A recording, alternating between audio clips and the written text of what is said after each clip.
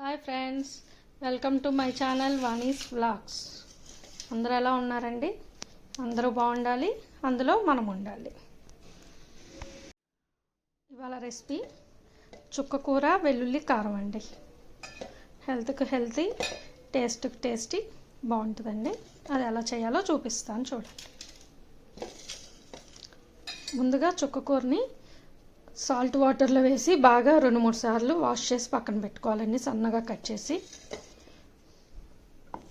తర్వాత ఒక mixie jar తీసుకొని చిన్నవి 2 ఉల్లిపాయలు,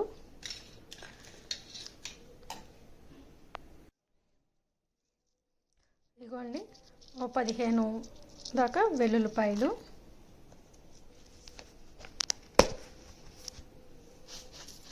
ఓ స్పూన్ జీలకర్ర, అలాగే ఒక 2 స్పూన్లు కారం. ఇవి ఫస్ట్ మిక్సీ పట్టుకోవాలండి. ఇదిగోండి ఉల్లి కారం రెడీ చేసుకున్నాం. ఇప్పుడు స్టవ్ మీద బాండి పెట్టుకొని ఒక 2 స్పూన్స్ ఆయిల్ వేసుకుందాం.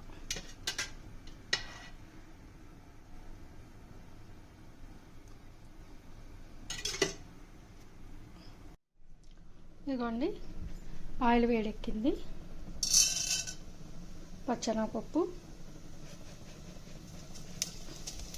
జీలకర్ర,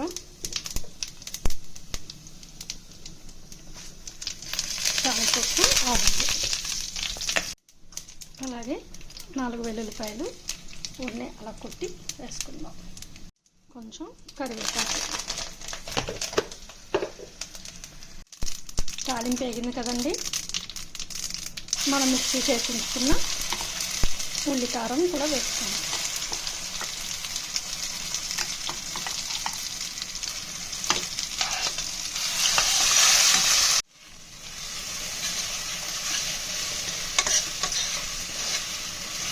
ఇది వేగుతూ ఉంటేనే మంచి స్మెల్ వస్తుందండి.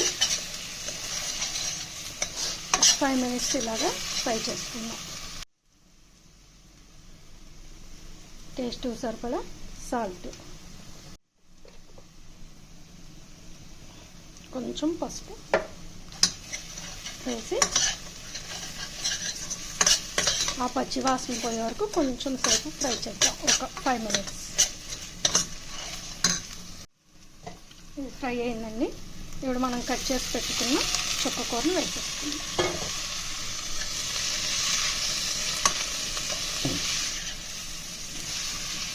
వేసి ఒకసారి బాగా మిక్స్ చేసుకొని మూత పెట్టి వదిలేస్తే ఒక 5 మినిట్స్లో వేగుతుందండి.